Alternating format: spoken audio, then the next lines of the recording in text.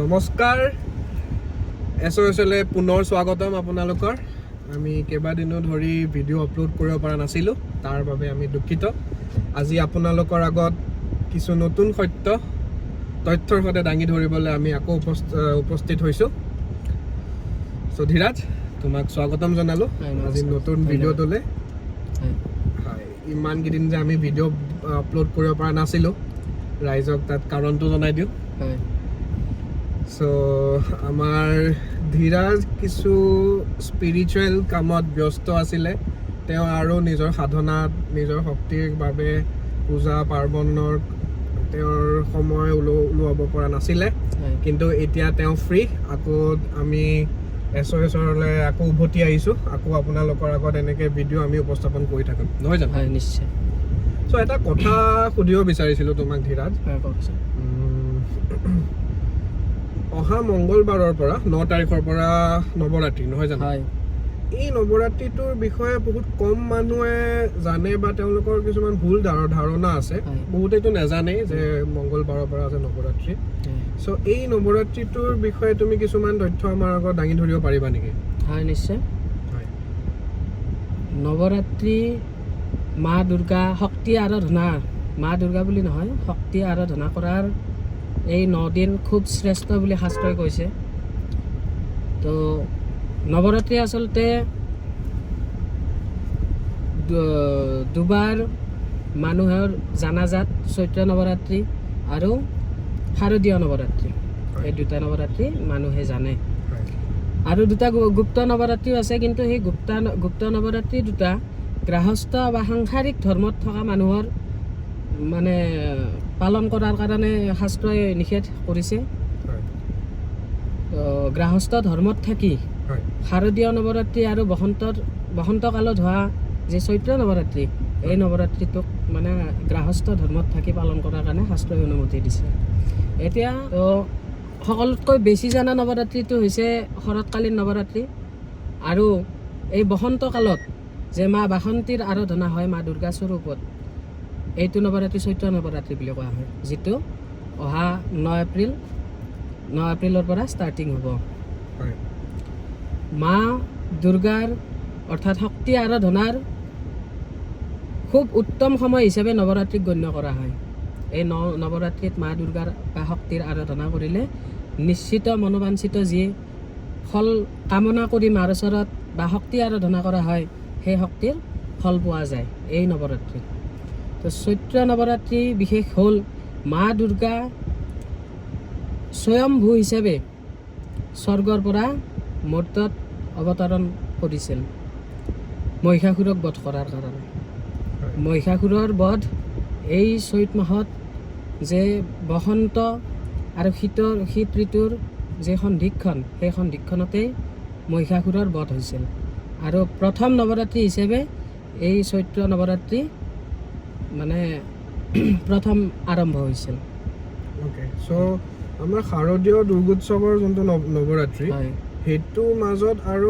এই নৱৰাত্ৰিটোৰ মাজত অন্তৰটো কি মানে হোৱাটছ দ্য ডিফাৰেঞ্চ অন্তৰ বুলিবলৈ বিশেষ অন্তৰ নাই যদিও সেই নৱৰাত্ৰিটো হৈছে বোধন কৰা অকাল বোধন মানে যে আমি ষষ্ঠীৰ দিনাখনে যে বেলবৰণ কৰোঁ তো বেলবৰণটো কৰাৰ মূল উদ্দেশ্য হৈছে যেতিয়া ৰামচন্দ্ৰই প্ৰভু শ্ৰীৰামে মানে লংকা জয় কৰিব গৈছিল ৰাৱণক বধ কৰি মা সীতাক উদ্ধাৰ কৰি আনিবলৈ গৈছিল তেতিয়া ৰাৱণক বধ কৰাৰ কাৰণে শক্তিৰ খুবেই প্ৰয়োজন হৈ পৰিছিল আৰু সেই শক্তিৰ প্ৰয়োজনীয়তাৰ বাবেই শ্ৰীৰাম প্ৰভুই মানে মা দুৰ্গাক অসময়ত বোধন কৰিছিল সেইকাৰণে সেইখন পূজা অকাল বোধন পূজা বুলিও কয় তো সেই উদ্দেশ্যতেই বেলগছৰ তলৰ পৰা ষষ্ঠীৰ দিনা বোধন কৰি মা দুৰ্গাক মূল মণ্ডপলৈ ষষ্ঠীৰ দিনাখনে অনা হয় আৰু চৈত্ৰ নৱৰাত্ৰিত মা দুৰ্গা স্বয়ম্ভূ তেওঁ মহিষাসুৰক বধ কৰাৰ কাৰণে এইখিনি সময়তে তেওঁ পৃথিৱীলৈ অৱতৰণ কৰিছিল আৰু সেইবাবে এই নৱৰাত্ৰিটো সেই নৱৰাত্ৰিতকৈ বেছি মানে শক্তি সাধনাৰ বাবে বেছি উত্তম শক্তি সাধনাৰ বাবে খুবেই উত্তম নৱৰাত্ৰি বুলি কোৱা হয় চৈত্ৰ নৱৰাত্ৰিটো আকৌ শৰৎকালীন নৱৰাত্ৰিটো হৈছে মানে বংগমূলীয় যিবিলাক ৰাজ্য আছে বৰ্তমান হয় তো বংগমূলীয় ৰাজ্যসমূহত মা দুৰ্গাক মানে আৰাধনা কৰে শৰৎকালীন নৱৰাত্ৰিত। আকৌ যি শ্ৰীকুলৰ মানে পন্থী পূজাৰী আছে শাক্তপন্থী, তো তেওঁলোকে চৈত্ৰ নৱৰাত্ৰিটোক বেছি প্ৰাধান্যতা দিয়ে। আচলতে দুয়োটা নৱৰাত্ৰিৰ মাজত কোনো ধৰণৰ বিশেষ ডিফাৰেঞ্চ নাই যদিও মানে পূজা পাঠৰ অলপ কিছু ডিফাৰেঞ্চ আছে। অ'কে হয় চ' মানুহৰ এটা ভাৱ ধাৰণা এটা আছে যে এই নৱৰাত্ৰিটো ৰামে কৰা হয় আৰু ইটো নৱৰাত্ৰিত ৰাৱণে কৰা হয়, ৰাৱণে পূজা কৰে বা ৰাৱণে আবাহন কৰে, এইটো সত্য নেকি? আচলতে এইটো সত্য নহয়। এই মানুহে এইটো মানে বনাই কোৱা কথা বুলি মই ক'ব খোজোঁ। অ'কে মহিষাসুৰক বধ কৰাৰ কাৰণে বসন্ত কালত মা বাসন্তী হিচাপে তেওঁ অৱতৰণ কৰিছিল মা মানে দুৰ্গা শক্তিয়ে এইটো চৈত্ৰ নৱৰাত্ৰিত। আৰু দুটাৰ নৱৰাত্ৰিৰ দুটাৰ নাম কি কি বুলি ক'লা তুমি? এইটো এটা নৱৰাত্ৰিৰ নাম শৰৎকালীন নৱৰাত্ৰি আৰু এইটো চৈত্ৰ নৱৰাত্ৰি। অ'কে চ' এই নৱৰাত্ৰিটোত দেৱীয়ে স্বয়ম্ভূভাৱে স্বৰ্গৰ পৰা ধৰালৈ অৱতৰণ কৰি মহিষাসুৰক বধ কৰিছিল এইটো নৱৰাত্ৰি। চৈত্ৰ নৱৰাত্ৰিত। তেনেহ'লে আমি শাৰদীয় দুৰ্গা পূজাতহে আমি মহিষাসুৰ বধ কৰা। হয়। আচলতে যেতিয়া ৰামচন্দ্ৰই মানে মা দুৰ্গাক আবাহন কৰিলে, হয় সেইকাৰণে সেইখন শাৰদকালীন পূজাত অকাল বোধন পূজা বুলি কোৱা হয়। হয় অকালত অসময়ত মা দুৰ্গাক আবাহন কৰি আনিছিলে শ্ৰী ৰামচন্দ্ৰই ৰাৱণৰ দ্বাৰা। তো সেইখন পূজাত ৰাৱণে আছিল মুখ্য পূজাৰী। অ'কে সেইকাৰণে হয়তো সেই কথাটো এই কথাটোত মিক্স হৈছে হয় এনেকুৱা। অ'কে চ' এইটো এটা নতুন কথা এটা আমাৰ ৰাইজৰ বাবে। হয় অ'কে চ' নৱৰাত্ৰিত আমি 9টা দেৱীৰ 9টা ৰূপৰ আৰাধনা কৰোঁ। শাস্ত্ৰোক্ত বৰ্ণনা দিয়া আছে। হয় দেৱীৰ 9টা ৰূপ নহয়? হয় হয় চ' এই মানে আমাৰ এইটোৰ নৱৰাত্ৰিটো আৰু শাৰদীয় নৱৰাত্ৰিটো সেই একেইকেইজনকে একেই দেৱীকে পূজা কৰা হয়। অ'কে শাস্ত্ৰত শ্ৰী শ্ৰী চন্দীত কোৱা হৈছে প্ৰথমং শৈলপুত্ৰীতি দ্বিতীয়ং ব্ৰহ্মচাৰিণী তৃতীয়ং চন্দ্ৰ ঘণ্টেতি কুষ্মাণ্ডেতি চতুৰ্থকম পঞ্চমং স্কন্দমাতেতি ষষ্ঠং কাত্যায়নীতি চ সপ্তমং কালৰাত্ৰিতি মহাগৌৰীতি ষষ্ঠমম নৱমং সিদ্ধিদাত্ৰীতি নৱদুৰ্গা প্ৰকীৰ্তিতঃ উক্তা নিত্যানি নামানি ব্ৰহ্মণে মহাত্মনা। ইয়াত তুমি 9টা দেৱীৰ হয়। বৰ্ণনা কৰা হৈছে শ্ৰী শ্ৰী চন্দী। অ'কে আৰু শ্ৰী শ্ৰী চণ্ডীৰ মহত্বটো কি? আচলতে যেনেকৈ গীতাক সপ্তসতী বুলি কোৱা হৈছে, বৈষ্ণৱ পন্থাৰ কাৰণে উত্তম পথ বা উত্তম পথ প্ৰদৰ্শক গীতা, ঠিক তেনেকুৱাকৈ শাক্তপন্থীসকলৰ বাবে উত্তম পথ প্ৰদৰ্শক হৈছে শ্ৰী শ্ৰী দেৱী মহাত্মা বা চণ্ডী। শ্ৰী শ্ৰী চণ্ডীপাঠ বুলি যিটো কয়, চণ্ডীপাঠ যে কৰে, তো চণ্ডীপাঠখনে হৈছে দেৱীৰ আৰাধনা কৰাৰ কাৰণে যি পথ, সেই পথ প্ৰশস্ত কৰি দিয়ে শ্ৰী শ্ৰী চণ্ডী মাহাত্ম্যই। এতিয়া আমি নৱৰাত্ৰি নৱদুৰ্গাৰ কথা পাতিলোঁ, নৱদুৰ্গাৰ 9টা ৰূপৰ কথা পাতিলোঁ। তুমি এই শ্লোকৰ জৰিয়তে ক'লা আমাক। তো প্ৰথমতে মাতা শৈলপুত্ৰী নহয় জানো? তো তেওঁৰ বিষয়ে অলপমান আমাৰ ৰাইজক বুজাই দিবা নেকি? নিশ্চয়। হয় মা শৈলপুত্ৰীৰ বৰ্ণনা দিবলৈ গ'লে আমি যাব লাগিব মা পাৰ্বতীৰ যে পূৰ্বজন্ম হয় মা সতী আছিল। হয় মা সতীৰ দেহত্যাগৰ পিছত তেওঁ কি কৰিলে, ৰজা হেমৱন্তৰ ঘৰত তেওঁ জন্ম ল'লে। তো হিমালয় ৰজা, হয় হেমৱন্ত ৰজা হ'ল হিমালয় ৰজা। তো হিমালয় আছিল শিল বুলি কোৱা হয়। তো সেইকাৰণে মাৰ যি নৱদুৰ্গাৰ প্ৰথম ৰূপ, প্ৰথম অৱতাৰ মা শৈলপুত্ৰী।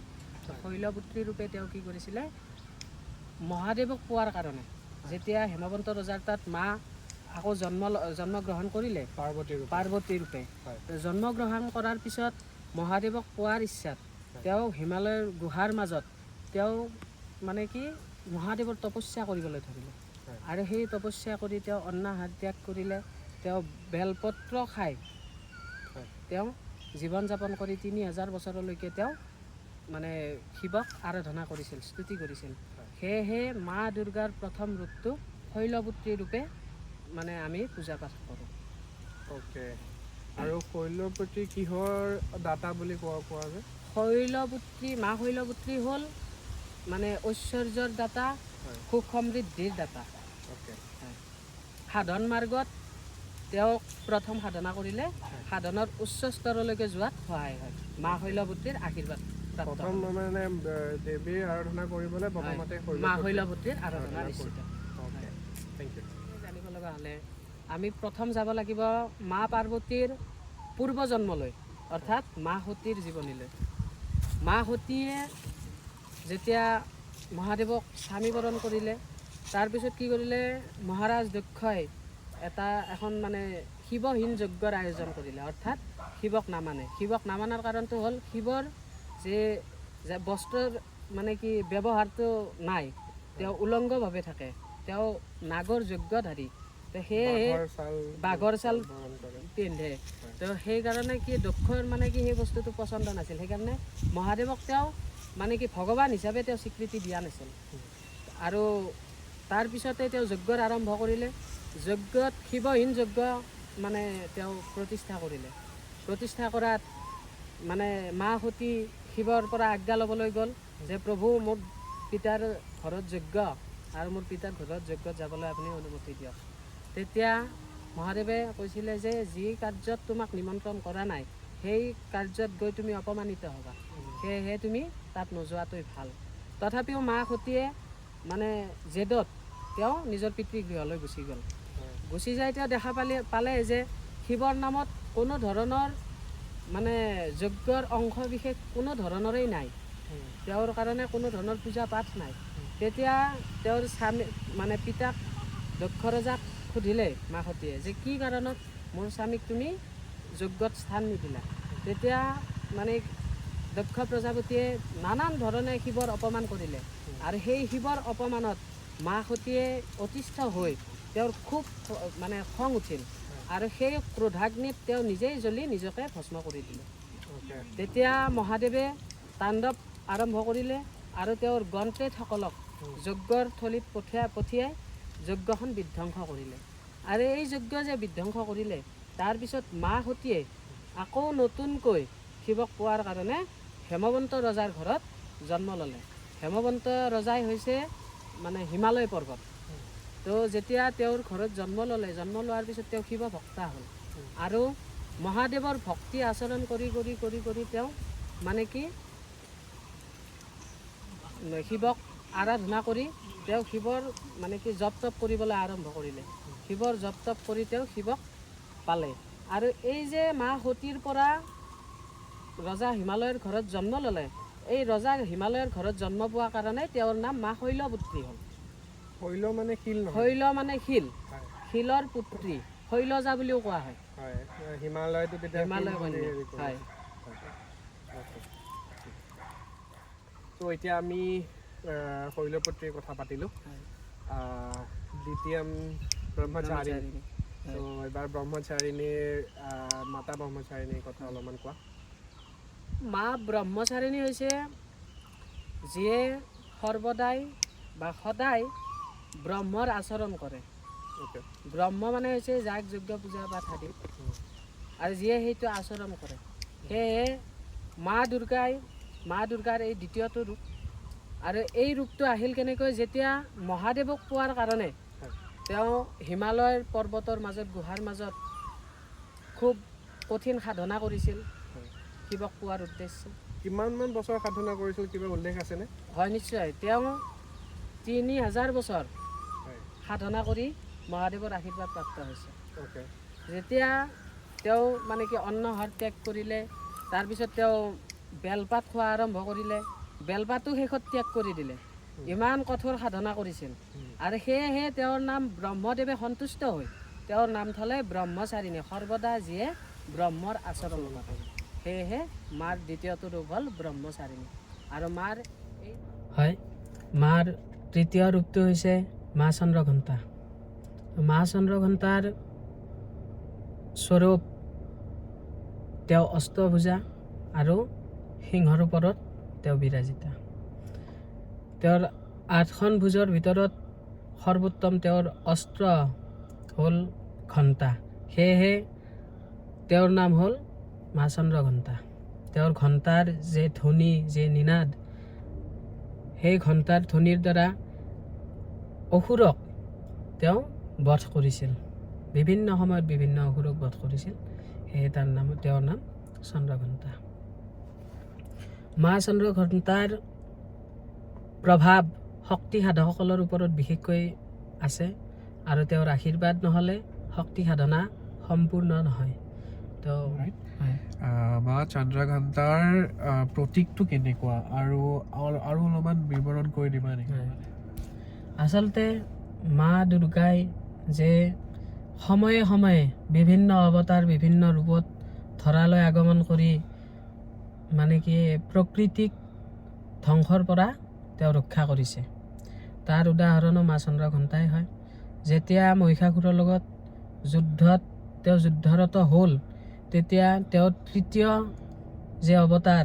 তৃতীয় মাতৃকা মা চন্দ্ৰঘণ্টা মা চন্দ্ৰঘণ্টাৰ অষ্টভুজা তেওঁৰ হাতত 8খন অস্ত্ৰ আছে মা সিংহৰ ওপৰত বিৰাজিতা সিংহ বাহিনী মাৰ মূল অস্ত্ৰপাত হৈছে ঘণ্টা সেই ঘণ্টাৰ ধ্বনি ঘণ্টাৰ শব্দই অসুৰক বিনাশ কৰিছিল যেতিয়া মহিষাসুৰৰ লগত মহিষাসুৰ সৈন্যৰ লগত তৃতীয়খন যুদ্ধ হয় সপ্তশতী চণ্ডীত এইখিনি কথা বৰ্ণনা আছে অ'কে তো আমি মহিষাসুৰৰ লগত তৃতীয়খন যুদ্ধৰ কথা নাজানো হয় চ' সেইটো বিষয়ে অলপমান কৈ দিয়া মা দেৱীয়ে যেতিয়া মহিষাসুৰক বধৰ কাৰণে তেওঁৰ মানে দশভুজা ৰূপৰ আবিৰ্ভাৱ হ'ল আবিৰ্ভাৱ হোৱাত তেওঁ প্ৰতিপদৰ দিনা প্ৰথম যুদ্ধত মহিষাসুৰৰ লগত তেওঁ মানে যুদ্ধত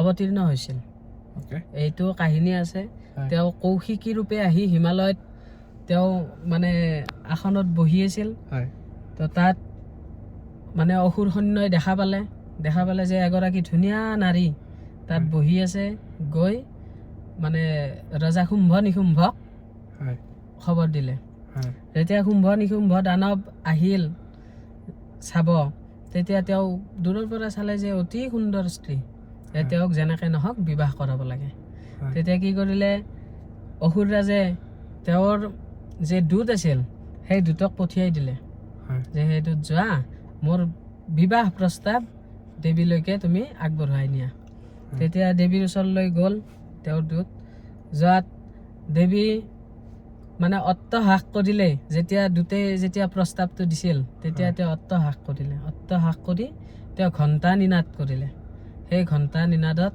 অৰ্থাৎ ঘণ্টাৰ শব্দত অসুৰ ধ্বংস হৈ গৈছিল যি দূত গৈছিল সেই ধ্বংস হৈ যোৱাত তেওঁৰ নাম মানে চন্দ্ৰঘণ্টা ৰূপে তেওঁ আবিৰ্ভূত হৈ তেওঁ মানে কি দেৱীৰ ফালৰ যি বাৰ্তা আছিল সেই বাৰ্তা তেওঁ দূত হিচাপে প্ৰেৰণ কৰিছিল মহিষাসুৰলৈকে অ'কে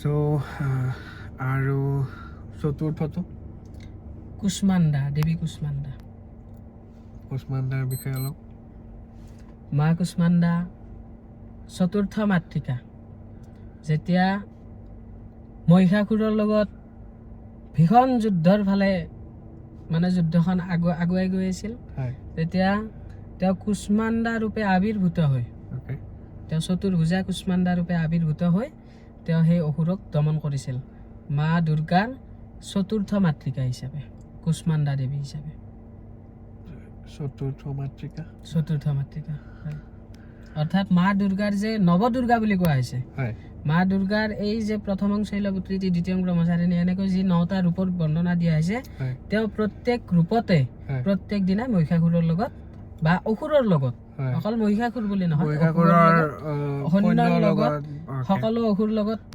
মানে যুদ্ধ কৰিছিল নৱদুৰ্গাৰ পঞ্চম ৰূপটো স্কন্দ মাতাৰ বিষয়ে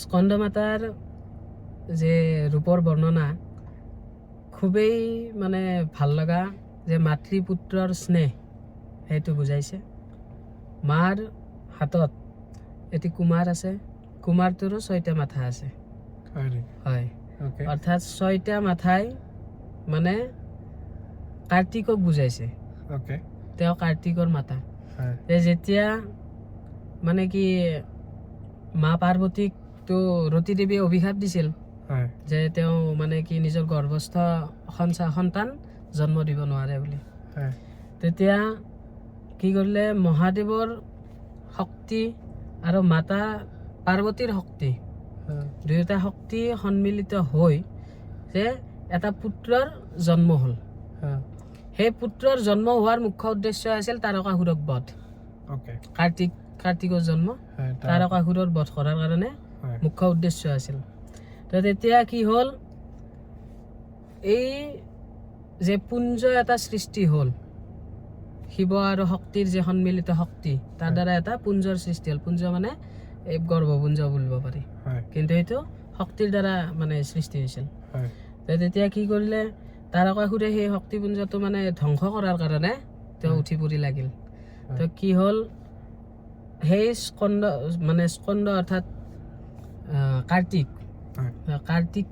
কাৰ্তিকৰ সেই মানে পুঞ্জটো গংগাক মানে ৰাখিব দিলে মা পাৰ্বতীয়ে যে গংগা তুমি মানে ভালকৈ ৰাখিবা সেই পুঞ্জটোৰ ইমান উত্তাপ কি হ'ল মা গংগায়ো বেছি দিন ধাৰণ কৰিব নোৱাৰিলে তেওঁ এৰি দিলে যেতিয়া এৰি দিলে সেই ওপৰৰ পৰা পৰি মানে পানীৰ ধাৰত বৈ আহি গংগাৰ ধাৰত বৈ আহি পাহাৰৰ পৰা তলত পৰি 6 টুকুৰাত বিভক্ত হ'ল 6টা টুকুৰাত যেতিয়া বিভক্ত হ'ল তো কালক্ৰমে গৈ সেই পদুমৰ পাতত আছিল তো কালক্ৰমে কি হ'ল 6টা মানে কুমাৰৰ জন্ম হ'ল তাতে কুমাৰৰ ৰচনা হ'ল যেতিয়া 6টা কুমাৰৰ ৰচনা হ'ল তেতিয়া কি হ'ল স্বৰ্গৰ কৃতিকা নামৰ অপেশ্বৰী কিছুমান আছিল তো সেই অপেশ্বৰীবিলাক যেতিয়া ভ্ৰমণ কৰিব আহিল মোৰ তাত দেখা পালে যে ধুনীয়া 6টা কুমাৰ ইয়াতে পৰি কান্দি আছে তেতিয়া কি কৰিলে সেই কৃতিকাসকলে তেওঁলোকৰ লোকলৈ এই 6টা মানে সন্তান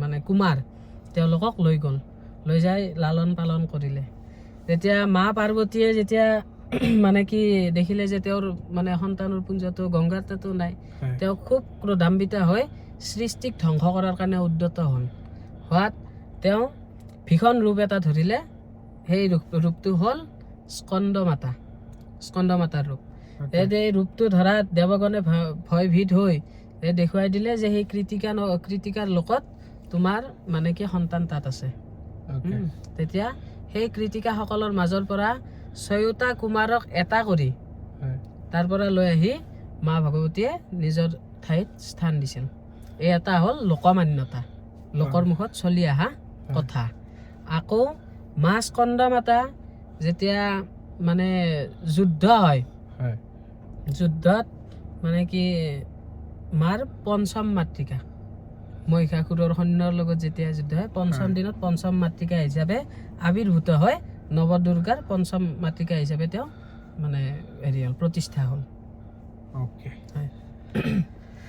তো খুবেই ইণ্টাৰেষ্টিং নহয় জানো কথাখিনি আৰু এইখিনি কথা আৰু অলপ বহলে ক'ব পৰা গ'ল হয় কিন্তু আমাৰ সময়ৰ যিহেতুকে অভাৱ হয় সো আপোনালোকে কমেন্ট কৰি জনাব যদি আৰু বহলাই যদি আপোনালোকে বিচাৰে আমি ডেফিনেটলি ইয়াৰ ওপৰত আৰু এটা ভিডিঅ' বনাব চেষ্টা কৰিম সো পৰৱৰ্তী ৰূপটোলৈ আগবাঢ়ো হয় মাৰ পৰৱৰ্তী ৰূপটো হৈছে মা কাত্যায়নী মা কাত্যায়নী হৈছে ঋষি কাত্যায়নৰ পত্নী ইয়াতো বহুখিনি কথা আছে ইমানখিনি আমি নকৈ কিছু কথা ক'ম তো মা কাত্যায়নীৰ আবিৰ্ভাৱ ষষ্ঠীৰ দিনা হৈছিল আৰু সেয়েহে বহুতো ঠাইত দেৱী ষষ্ঠী হিচাপে মা কাত্যায়নীক জনা যায় তেওঁ সৰ্বদাই মানে কি ধৰ্ম আচৰণ কৰা দেৱী অৰ্থাৎ মাতৃকা মহিষাসুৰ সৈন্য যি প্ৰমুখ আছিল সেই প্ৰমুখসকলৰ লগত মানে চলনা কৰা দেৱীয়ে হৈছিল মা কাত্যায়নী আৰু মা কাত্যায়নী ৰূপেই তেওঁ বহুতো মানে অসুৰক মানে নিধন কৰিছে আৰু ধৰা দেৱীক বসুন্ধৰাক ৰক্ষা কৰিছিল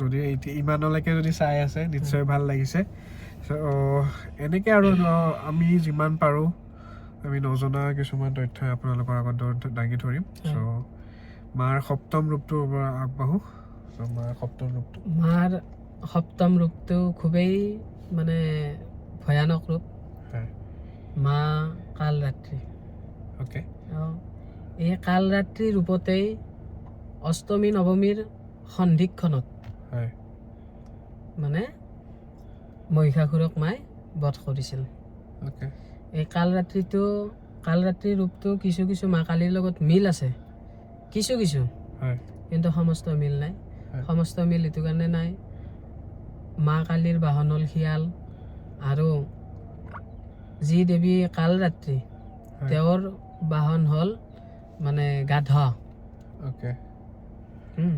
হয় তো গাধাৰ ওপৰত তেওঁ বহে তেওঁৰ বাহন গাধা হয় আৰু এই ৰূপতে মানে মহিষাসুৰক তেওঁ বধ কৰিছিল সন্ধি সময়ত সপ্তম সপ্তম মাতৃকা সপ্তম মহিষাসুৰক বধ কৰা হয়। সপ্তম মাতৃকা হয় তেখেতৰ নামটো আৰু এবাৰ জনাই দিয়ক মা কালৰাত্ৰি মা কালৰাত্ৰি আপোনালোকে জানিছিলে নে আৰু এইটো জানিছিলে নে মাৰ কালীৰ বাহন শিয়াল বুলি যদি জানিছিলে কমেণ্ট কৰি জনাওক হয় চ' মানে সপ্তমীৰ দিনাখন মহিষাসুৰৰ বধ হৈছিল সপ্তমীৰ দিনা নহয় হয়। অষ্টমী আৰু নৱমীৰ সন্ধিক্ষণত হয় হা তেওঁ হ'ল মাৰ সপ্তম মাতৃকা অ'কে আৰু মহিষাসুৰৰ বধ কেতিয়া হ'ল বুলি কৈছিলে অষ্টমী আৰু নৱমীৰ মাজৰ সময়খিনি সন্ধি সময় অ'কে চ' এতিয়া মাৰ অষ্টম ৰূপটো হয় মাৰ অষ্টম ৰূপটো হ'ল মহাগৌৰী তেওঁ হ'ল মানে শান্তি প্ৰদান কৰা দেৱী মহাগৌৰী হয় সেই মহাগৌৰী কোন স্বয়ং মাতা পাৰ্বতী অ'কে মানে হৰৰ গৌৰী হয় তেওঁ মানে সকলোকে সিদ্ধি প্ৰদান কৰে হয় আগুৱাই যোৱাৰ মানে তেওঁ ৰাস্তা প্ৰদান কৰে পথ প্ৰদৰ্শন কৰে হয় হয়। অ'কে চ' অষ্টম অষ্টম চ' এতিয়া অষ্টম আৰু নৱমৰ মাজতে মহিষাসুৰৰ বধ হ'ব হয় হয় চ' মহিষাসুৰৰ বধ হৈ গ'ল সপ্তম মাতৃকাই মহিষাসুৰৰ বধ কৰিলে অ'কে এই মহিষাসুৰক বধ কৰাৰ পিছত হয় মাৰ ওচৰত যিয়ে শৰণাগত হৈছিল হয় তেওঁ গৌৰী ৰূপে হয়। মহাগৌৰী ৰূপে তেওঁলোকক শান্তি প্ৰদান কৰিছিল হয় কিন্তু তুমি এইমাত্ৰতো কৈছিলা যে অষ্টম আৰু নৱমৰ মাজত অষ্টম দিনটোৰ কথা কৈছো হয় তিথিটোৰ কথা কৈছো হয় তিথি হিচাপে মাতৃকা অহা নাই অ'কে হা হয় তো অষ্টমী আৰু নৱমীৰ সন্ধিক্ষণ সময় অৰ্থাৎ অষ্টমী তিথিটো শেষ হোৱাৰ প্ৰায় 15 মিনিট হয় আগৰ পৰা আৰু নৱমী তিথি ষ্টাৰ্ট হৈ প্ৰায় আধা ঘণ্টা যোৱা সময়খিনি এই 45 মিনিট সময় হয় বা 30 মিনিট সময় মানে কি সন্ধি সময় বুলি কয় আৰু সেই সন্ধি সময়ৰ ভিতৰতে যদি সন্ধি পূজাৰ ব্ৰত ৰাখিব পাৰে হয় অৰ্থাৎ অষ্টমীৰ দিনাখনে সন্ধি পূজালৈকে যিয়ে ব্ৰত ৰাখে হয় যিয়ে যি কামনা কৰি ব্ৰত ৰাখে সেই ব্ৰত সম্পূৰ্ণ হয় আৰু মাই মানে কি নৱমীৰ দিনা সেই ব্ৰতৰ সিদ্ধি প্ৰদান কৰে অ'কে হয়। চ' মাৰ অষ্টম ৰূপটো হ'ল গৌৰী মহাগৌৰী মহাগৌৰী হয়। আৰু মাৰ নৱম ৰূপটো সিদ্ধিদাত্ৰী অ'কে অৰ্থাৎ যিয়ে এই 9 দিনলৈকে হয় মাৰ পূজা অৰ্চনা ব্ৰত ৰাখিলে ব্ৰত হয়। কৰিলে হয়। সকলোকে সিদ্ধি প্ৰদান কৰোতা হ'ল মা সিদ্ধিদাত্ৰী স্বৰূপ অ'কে মা সিদ্ধিদাত্ৰীয়ে সকলোৰে মনৰ কামনা এই 9 দিনৰ অন্তত তেওঁ সকলোৰে মনৰ কামনা পূৰণ কৰে সকলো সিদ্ধি প্ৰদান কৰে অ'কে হয়। আৰু নৱমটো হ'ল মা সিদ্ধিদাত্ৰী আৰু দশমটো মা দেৱী দুৰ্গা দশমটো দশমীৰ দিনা দশভূজা ৰূপে তেওঁ আৱিৰ্ভূত হয় অ'কে চ' এই হেৰিখনত মানে এই নৱৰাত্ৰিখনত সন্ধিক্ষণত কি কৰিলে ভাল বা কি ব্ৰত কৰিলে আচলতে যদি নৱৰাত্ৰি ব্ৰত সকলোৰ বাবে পালাটো সম্ভৱ নহয় কাৰণ হয়। কিয় অন্নাহাৰ নিষেধ হয় অন্ন ভোজন নিষেধ হয় তো যে এই অন্ন ভোজন নিষেধ হোৱাৰো এটা খুব ধুনীয়া কথা আছে হয় যে কথাটো আহিল মাক যেতিয়া মানে এটা ৰূপ আছে শাকম্ভৰী হয় শাকম্ভৰী দেৱী উৎপন্ন হোৱাৰ কথা এটা আছে যে পৃথিৱীত যেতিয়া মানে কি অসুৰৰ সন্ত্ৰাস বাঢ়ি গ'ল মৰ্ত্যলোকত হয় সেই অসুৰৰ সন্ত্ৰাস বাঢ়ি যোৱাত কি কৰিলে পৃথিৱী দেৱীক বসুন্ধৰাক মানে হৰণ কৰিলে অসুৰে। ওকে যেতিয়া অসুৰে বসুন্ধৰাক হৰণ কৰিলে, হৰণ কৰাৰ পিছত পৃথিৱী শুকান হৈ গ'ল, ওকে বৰষুণ নোহোৱা হৈ গ'ল, ওকে পানী নোহোৱা হৈ গ'ল, জীৱ চৰাচৰৰ হাহাকাৰ হ'ল। তেতিয়া সকলোৱে মিলি শক্তিক আৰাধনা যেতিয়া কৰিলে, তেতিয়া শাকম্ভৰী ৰূপে হয় মানে মূৰ্তত দেৱী আৱিৰ্ভূত হ'ল। আৱিৰ্ভূত হৈ কি কৰিলে যে শাক হয় শাক হিচাপে এই যি সময়খিনিত বৰষুণ হোৱা নাছিল বা দেৱী বসুন্ধৰাক হয় অসুৰে হৰণ কৰিছিল, হয় সেই সময়ছোৱাত তেওঁ শাকম্ভৰী ৰূপে আহি পৃথিৱীক মানে পৰিত্ৰাণ কৰিছিলে। আৰু যি শাক হয় উৎপন্ন হৈছিলে, সেই শাকেই হৈছে গোমধান, গোমধান জব বুলিও কয়। ওকে হা হয় আৰু সেইকাৰণে যেতিয়া আমি নৱৰাত্ৰিৰ ব্ৰত ৰাখোঁ, হয় এই নৱৰাত্ৰিৰ ব্ৰত ৰখা সময়খিনিত আমি সেই গোমধান আমি ছটিয়াই দিওঁ। হয় ছটিয়াই দি তাত সদায় জল দিয়া হয়। যে প্ৰথম দিনৰ পৰা তাতে কি হয়, মানে প্ৰথম দিনা শৈলপুত্ৰীভাৱে আমি হয় বীজটো মানে ৰোপণ কৰিলোঁ। ওকে দ্বিতীয় দিনা ব্ৰহ্মচাৰিণী ৰূপে সেই বীজ অংকুৰিত হ'বলৈ ধৰিব। ওকে তৃতীয় দিনা চন্দ্ৰঘণ্টা ৰূপে তেওঁ কি কৰিব, ফুটি ওলাব। হয় এনেকৈ 9 দিনলৈকে যে মানে সেই গুমখিনি মানে উৎপন্ন হ'ব। হয় উম, পুলি ওলাব গাছ হিচাপে দেখা দিব, হয় গছৰ নিচিনা। হয় তো তাৰপিছত কি হ'ব, সিদ্ধিদাত্ৰী যেতিয়া সেইখিনিত সিদ্ধি দিব, তাৰ পৰা আকৌ নতুনকৈ ফল ধৰিব। হয় এই মাজৰ যিখিনি সময়ছোৱা, এইখিনি মানে শীত আৰু বসন্তৰ সন্ধি সময়। সেইকাৰণে এই সময়খিনিত মহামাৰী বেমাৰ আদি বহুত আহে। ওকে এই সময়খিনি পৰিত্ৰাণ কৰাৰ কাৰণে দেৱী শাকম্ভৰী ৰূপে পৃথিৱীত মানে অৱতৰণ লৈছিল। আৰু তাৰ প্ৰতীক হিচাপে আমি এই গোমধানটো আমি নৱৰাত্ৰি ব্ৰতত আমি প্ৰতিষ্ঠা কৰোঁ। আৰু নৱৰাত্ৰি ব্ৰত 9 দিন অনাহাৰে হয়তো বহুতৰ কাৰণে থকাটো অসম্ভৱ হয় বৰ্তমান সময়ত। যিহেতু 9 দিন একেৰাহে থকাটো অসম্ভৱ হয়, আপোনালোকে অষ্টমীৰ দিনা, যিদিনা সন্ধি সময় বা সন্ধি সময়লৈকে থাকিব নোৱাৰিলেও, অষ্টমীৰ সময়খিনি নৱমী পাৰ নোহোৱালৈকে সেইখিনি সময়ত আপোনালোকে ব্ৰত কৰক, মাৰ ওচৰত নৈবেদ্য বঢ়াওক, ধূপ চাকি পাৰিলে 108টা জ্বলাওক। তো নিশ্চয় শুদ্ধ মনেৰে মাৰ ওচৰত প্ৰাৰ্থনা কৰক, মায়ে নিশ্চয় শুনিব আৰু সকলোৰে মনোকামনা পূৰণ কৰিব। চ' আজিও আমি এটা নতুন টপিকৰ ওপৰত কথা পাতিলোঁ, ভাল লাগিলে। আপোনালোককো নৱৰাত্ৰিৰ শুভেচ্ছাটো জনালোঁ। হেপী নৱৰাত্ৰি। নৱৰাত্ৰিৰ সকলোৰে শুভকামনা জনালোঁ। Thank you. So' like, share আৰু কমেণ্ট কৰিব, যাতে আমি আকৌ এনেকুৱা ভিডিঅ'জ আনি থাকিব পাৰোঁ। Till then, it's SOS।